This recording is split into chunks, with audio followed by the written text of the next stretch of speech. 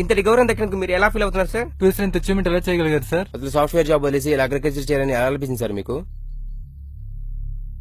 Sir ఇలా అంటున్నాను ఏమనుకోకండి సార్, దీని గురించి మన తర్వాత మాట్లాడుకుందాం.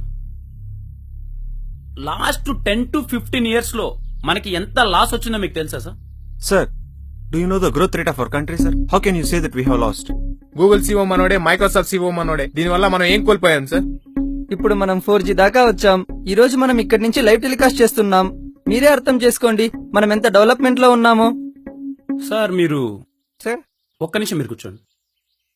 ఏ ఊరండి? మహబూబ్ నగర్. అంటే మహబూబ్ నగర్ అంటే లోకలా?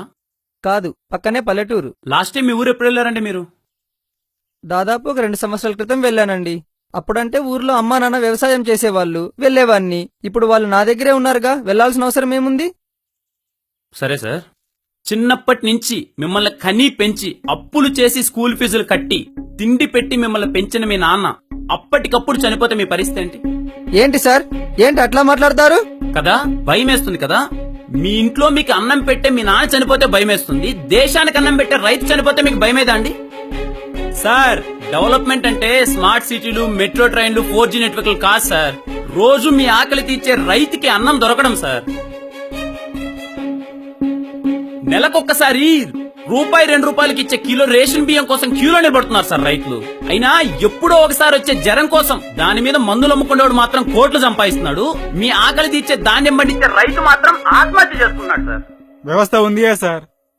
వ్యవస్థ బీరు ఫ్యాక్టరీలకు 24 గంటలు కరెంట్ ఇచ్చి 7 గంటలు మాకు కరెంట్ అయినప్పుడే వ్యవస్థ చచ్చిపోయింది. కాండోమ్ ప్యాకెట్లకు ఎంఆర్పీ రేట్లు ఇచ్చి మా బతుకులకు ఎంఆర్పీ రేట్ అయినప్పుడే చచ్చిపోయిందండి వ్యవస్థ.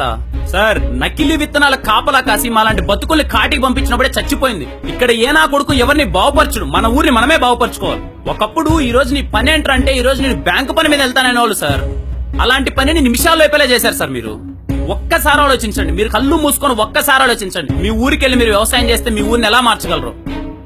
ఎందుకంటే నీకు ఒక్కడికి మాత్రమే తెలుసు సార్ వ్యవసాయం గురించి. ఆ జనరేషన్ కి ఈ జనరేషన్ కి మధ్యలో బ్రిడ్జ్ నువ్వే. నువ్వు పోతే వ్యవసాయం గురించి ఎవరికీ తెలియదు. ఫైనల్ గా ఒక చిన్న మాట సార్, మీరు అన్నం తినేటప్పుడు ఎక్కడో కనిపించని దేవుడికి దండం పెట్టడం కాదు సార్, మీకు అన్నం పెట్టే రైతు, మీ కళ్ళ ముందున్న రైతు గురించి ఒక్కసారి ఆలోచించండి సార్. ఆత్మహత్యలు ఆగిపోతాయి, అలాంటి బతుకులు మారిపోతాయి.